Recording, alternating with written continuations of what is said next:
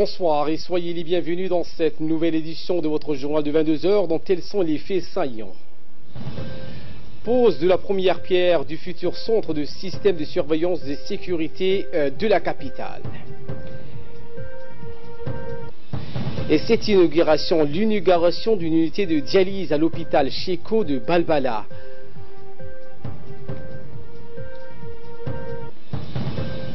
Et dans l'actualité internationale, Donald Trump évoque pour la première fois la création de 2 États.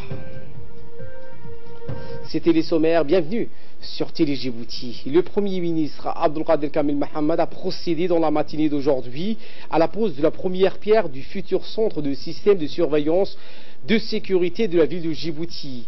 Le ministre de l'Intérieur, Hassan Omar, le chef de la sécurité nationale, Hassan Saïd, le secrétaire général de la primature, Naguib Abdallah Kamil, en ce qui est du corps de l'armée et de la sécurité publique, on note la présence du chef d'état-major général des forces armées djiboutiennes, le chef des corps des armées, Zakaria Cheikh Ibrahim, le chef d'état-major de la gendarmerie, le colonel Zakaria Al-Hassan, le directeur général de la police nationale, Abdullahi Abdi, le commandant-chef de la garde républicaine, le colonel Mohamed Jama, et le colonel Waïs Omar Bogoré des gardes-côtes, ainsi que plusieurs hauts gradés des différents corps de l'armée ont participé à cette cérémonie qui s'est déroulée au camp Omar Alain.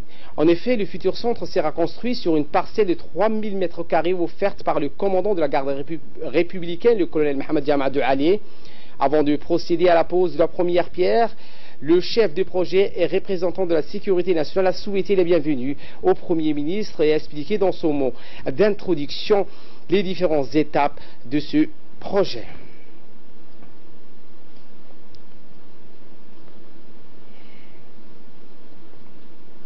Après ce survol chronologique du projet, le nouvel ambassadeur chinois Zhuo prend la parole et rappelle dans son discours la franche collaboration entre Djibouti et la Chine. De son côté, le commandant en chef de la garde républicaine, Mohamed Jama de Ali, a ajouté que ce centre de surveillance répond au leitmotiv de nos 2 pays, qui est la recherche de la paix et de la sécurité, ce qui a conduit aujourd'hui à la pose de la première pierre de ce futur centre de système de gestion commode.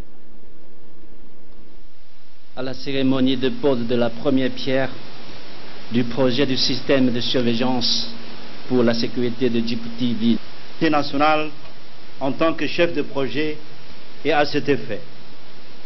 Excellence, Monsieur le Premier ministre, permettez-moi de vous relater les étapes de ce projet. En 2006, suite aux événements d'insécurité de la région, le président de la République, chef de gouvernement, a ordonné à la sécurité nationale de faire une étude de faisabilité d'un système moderne capable d'assumer la sécurité des infrastructures et des investissements et en général toute la ville de Djibouti et ses environs. En mai 2018, un séminaire d'1 mois en Chine sur la technique du système des caméras de surveillance a été offert à 29 agents de toutes les institutions de la sécurité publique de Djibouti. Enfin, nous voilà réunis pour la pose de la première pierre du démarrage du projet, qui contribuera grandement à la sécurité de notre capitale.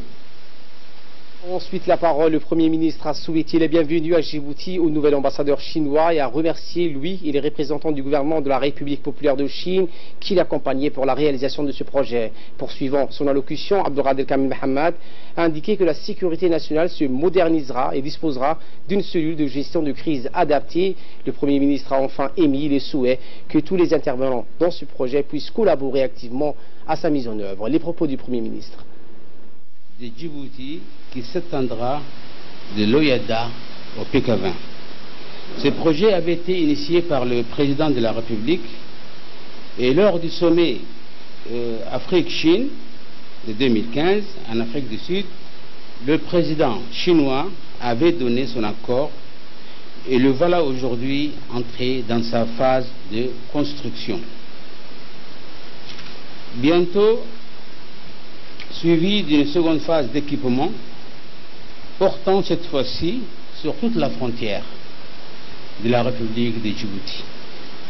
Galilée, Gallafi, Balhou et Moulhoulé. Toute la République de Djibouti, toutes les frontières seront couvertes avec la seconde phase de ce programme. J'ai saisi cette occasion pour remercier les représentants du gouvernement de la République populaire de Chine. Avec cette réalisation, la sécurité nationale se modernisera et disposera d'une cellule de gestion des crises adaptée. Je souhaite à tous les intervenants dans ce projet qu'ils puissent collaborer activement à sa mise en œuvre. On en procéder ensuite à la pose de la première pierre du futur centre de système de surveillance de sécurité de la ville de Djibouti. Pour que ce projet réussisse en mai 2018, rappelons qu'un séminaire d'un mois en Chine sur la technique du système des caméras de surveillance a été offert à 29 agents de toutes les institutions de la sécurité publique. Notons enfin que la surveillance de la ville de Djibouti par ce système moderne de sécurité s'étendra de l'OEADA jusqu'au PK20.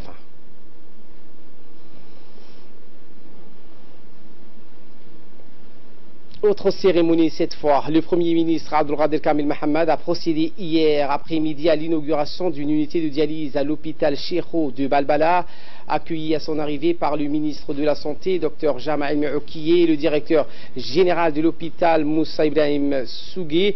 Le Premier ministre a salué l'ensemble du corps médical et chirurgical de l'hôpital qui lui ont formé une haie d'honneur.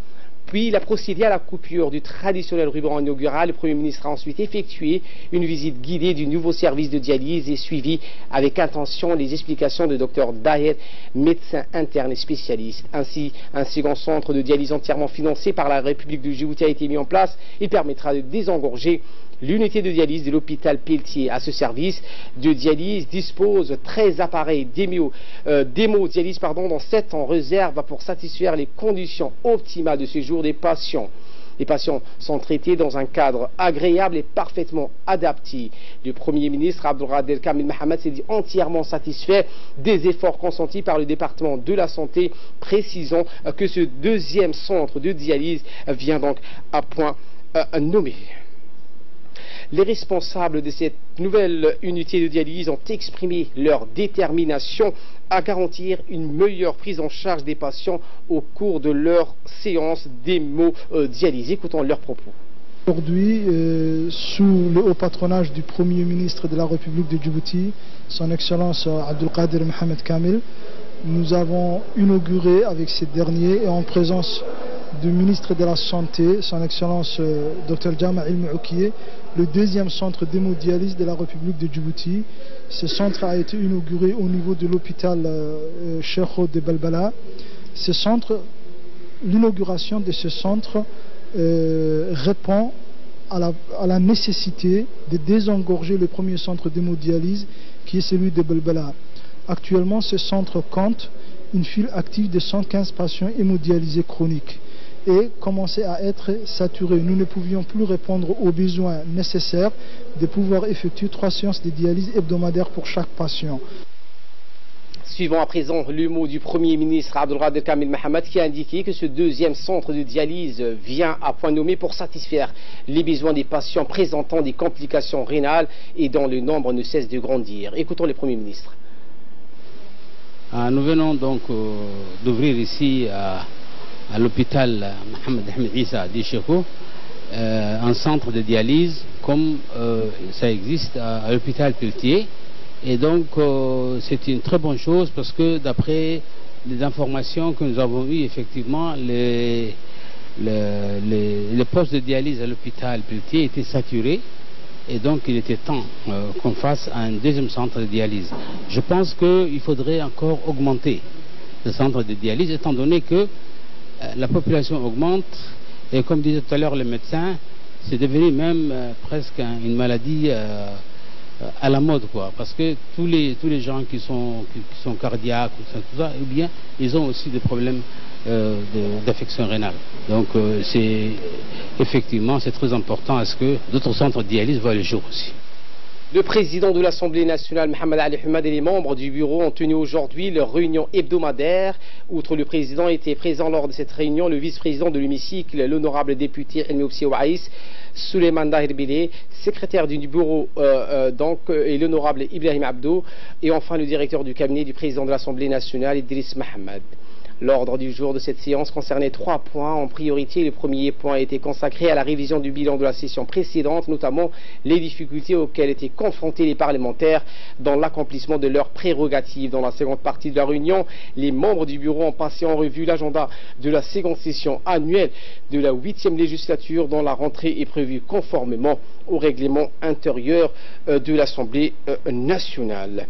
Le ministre de l'Éducation nationale et de la formation professionnelle, Mostafa Mohamed Mahamoud, accompagné du haut responsable du MENFOP, participe à la 11e table ronde ministérielle et aux ateliers de la 13e édition de D-Learning Africa qui se déroule du 26 au 28 septembre 2018 à Kigali. Cette 11e table ronde intergouvernementale sur les technologies appliquées à l'apprentissage, la formation et au développement des compétences a réuni des ministres, des représentants des ministres provenant de plusieurs pays et un réseau d'experts. Le thème de cette réunion ministérielle est vers une économie fondée sur le savoir. L'objectif de la réunion est de faciliter un dialogue ouvert et de générer des recommandations. Le ministre de l'Enseignement supérieur et de la Recherche, Dr Nabil Mohamed, a visité ce matin la nouvelle université de Djibouti à Balbala et qui s'est dotée de nouvelles installations et qui accueille à l'heure actuelle quelques 10 900 étudiants. À son arrivée, le ministre a été accueilli par le président de l'université de Djibouti, Dr Jama Mohamed, qui lui a fait voir les différents et démontrer le bon fonctionnement de l'institution, prodiguant ainsi des connaissances et savoirs aux jeunes étudiants djiboutiens et étrangers. L'université est le noyau culturel et le vivier d'un pays d'où émergera une élite et des futurs responsables à tous les niveaux. C'est à travers cette institution que l'image du pays sera rehaussée au niveau international. Le ministre de l'Enseignement supérieur et de la Recherche, Dr Nabil, a par ailleurs souligné que nombre d'étudiants qui achèveront leur cursus universitaire seront formés pour répondre au marché du travail et soutenir ainsi le développement économique du pays. L'objectif de ma visite ce matin, c'est de me rendre compte de la réussite de la rentrée universitaire 2018-2019. À ce stade, je ne peux que féliciter le président de l'université et toute son équipe pour toutes les procédures et les modèles d'inscription qui ont été vraiment un véritable succès. Je voudrais également vous donner quelques chiffres. Nous sommes actuellement au niveau de l'université de Djibouti, nous avons l'équivalent de 10 900 étudiants. 3 200 se sont nouveaux inscrits. Sur ces nouveaux inscrits, 98% l'ont fait en ligne. C'est pour vous dire que les choses auprès des jeunes en tout cas sont bien intégrées. L'autre élément important qu'il faut noter, c'est la sélection d'étudiants qui ont contribué aux inscriptions et à faciliter aux nouveaux arrivants l'inscription au niveau de l'université de Djibouti. Il y a un taux de satisfaction très élevé. Nous voulons vraiment remercier également question infrastructure et intérêt que le président de la République porte à l'éducation en général et à l'enseignement supérieur en particulier. Le fait que nous soyons dans ces nouvelles infrastructures nous autorise à avoir des ambitions de plus en plus importantes pour cette université. Et nous voulons, à travers ce message également, encourager nos étudiants à aller de plus en plus vers les filières scientifiques pour pouvoir répondre aux projets de développement de notre pays. Ça, c'est une vraiment très très bonne question parce que l'université et son premier rôle est de contribuer au développement du pays. La première satisfaction, c'est que quand on vient à l'université, contrairement à beaucoup de pays qui ont des universités beaucoup plus anciennes que les nôtres, c'est de constater que 100% des enseignants sont des Djiboutiens. Et ça, c'est vraiment une satisfaction. Et la majorité d'entre eux, ce sont des jeunes qui ont débuté à l'université de Djibouti. L'autre élément important, c'est les nouvelles filières que nous sommes en train de mettre en place. Bien sûr, il y a des filières phares, comme l'ingénierie, mais il y a également le BBA qui aujourd'hui ouvre des grandes opportunités aux étudiants. Et puis une demande énorme pour tous les aspects de logistique et transport, puisque c'est un secteur très porteur dans notre pays. Et pour s'adapter donc à davantage stage de qualification. Nous sommes en train de travailler sur des grands programmes, comment utiliser et mettre à profit pour que nos ports soient efficients, inclure les aspects du numérique dans ces formations. À l'instar du reste du monde, notre pays a célébré aujourd'hui la journée mondiale du tourisme. Cette cérémonie s'est déroulée dans l'enceinte de l'Office national du tourisme de Djibouti, l'ONTD. Le thème retenu cette année est le tourisme et la transformation numérique. La journée mondiale du tourisme a permis de mettre en lumière les possibilités offertes par le progrès technologique et notamment les mégadonnées, l'intelligence artificielle et les plateformes numériques. Un tourisme qui s'appuie sur l'innovation et sur le progrès numérique. Et la journée a vu la participation, outre du directeur général de l'ONTD, le directeur général de la Poste de Djibouti, le maire de la ville de Djibouti, le ministre de la communication chargé des postes et des télécommunications, Abdi Youssouf Sougué, et le ministre du commerce, Hassan Hamad. Dans une brève allocution, le directeur général de la Poste de Djibouti, Bahnan Ali Meidal, a mis en exergue donc que son département a mis en place une application qui localise et identifie donc les zones touristiques du pays. Donc c'était l'allocution du directeur général Bahnan Ali Meidal. Donc nous avons émis un certain nombre de timbres où il y a des adresses dessus et ces timbres représentent des zones touristiques comme Attaque Durable, la plage de Sable Blanc, Rasbir, etc. Et grâce à ces trois mots qui sont sur ces timbres-là, les gens peuvent s'y rendre directement avec leur téléphone, leur smartphone, sans avoir besoin ni d'une indication, ni même d'un guide ou quoi que ce soit. Donc on essaie de favoriser avec mon partenaire du tourisme ce qu'on appelle le tourisme local ou national. Donc voilà, en quelques... Et pour sa part, le ministre délégué auprès du ministère de l'économie et des finances chargé du commerce, Hassan Hamad, a précisé que cet événement revêt d'une importance capitale. La raison, a-t-il dit, est bien connue et elle est conforme à la vision et à la volonté du chef de l'État Ismaïl Omar Guelleh de faire de notre pays un pays touristique de premier choix. La journée mondiale du tourisme, célébrée le 27 septembre, sera centré sur le thème du tourisme et la transformation numérique. Coïncidant avec la volonté du ministère à développer le numérique dans la gouvernance de ses prérogatives, depuis 1980, la journée mondiale du tourisme est célébrée le 27 septembre, date de l'entrée en vigueur des statuts de l'Organisation mondiale du tourisme, organe et spécialisé des Nations Unies. Cette année, cette journée mondiale du tourisme est placée sous l'usage du numérique au service du développement du tourisme. Selon la déclaration du secrétaire général de l'Organisation mondiale du tourisme, le tourisme doit s'appuyer sur l'innovation et sur les progrès numériques pour plus de possibilités d'améliorer l'exclusivité, l'autonomisation des populations locales et l'utilisation rationnelle des ressources. En République de Djibouti, cet événement revêt un caractère primordial. La raison est bien connue. Dans la volonté du président de la République de Djibouti, son Excellence M. Ismaïl Omar Guelleh, de faire de la République de Djibouti un pays touristique de premier choix. Du premier choix, le tourisme apparaît dans l'industrie du service un facteur nécessaire à toute économie. Il est indéniable que le tourisme s'impose aujourd'hui comme un secteur incontournable du développement économique et des échanges internationaux. Notre pays, riche de ses potentiels et spécificités géographiques et culturelles, a toujours su tirer le meilleur parti de ce secteur et en perpétuelle évolution. Aujourd'hui, la République de Djibouti se dotait d'une stratégie nationale dont les axes ont été identifiés et débattus à l'occasion des Assises nationales du tourisme du 5 au 8 mars 2018. Et très prochainement, mon département soumettra au gouvernement un projet de texte relatif à l'orientation nationale pour le développement et la promotion du tourisme dans le pays.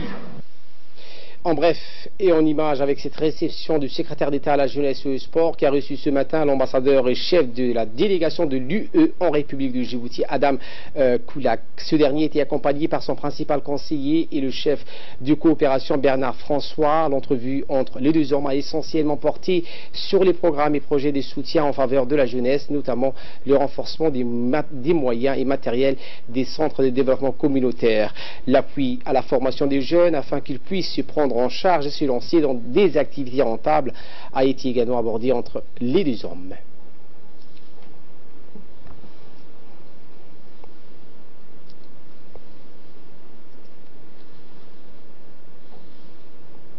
La mairie de Djibouti a procédé hier après-midi au marquage des différents emplacements aménagés par le stationnement des véhicules au centre-ville afin de s'informer sur les lieux qui seront désignés comme lieux de stationnement payants. Cette tournée a été dirigée par le directeur technique de la mairie Ousmane Abdi et avec la participation des agents de la mairie ont prospecté les lieux du parking payant choisis par la mairie de Djibouti.